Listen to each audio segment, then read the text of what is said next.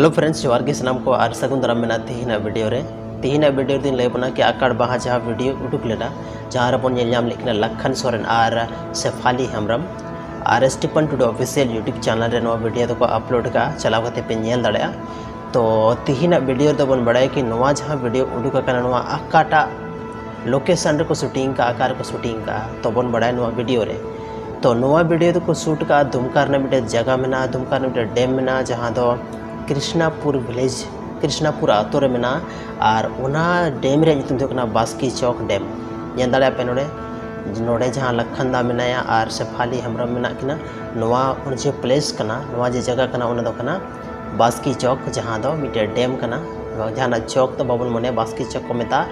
और उना दो मिटे डैम कना जहाँ दो दुमका ब्लॉक रे मेना दुमका डिस्ट्रिक्ट रे मिटे दुमका मिटे आसपास दुमका ब्लॉक रे हजूकना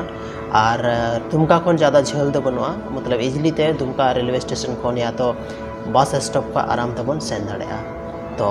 कभी हजू तबन पे नवा लोकेशन नेल लगी जहाँ रे संथाली वीडियो शूट करना नवा पे मेते नवा लोकेशन नेल पे मिद दिन माइन खान अड़ी साराव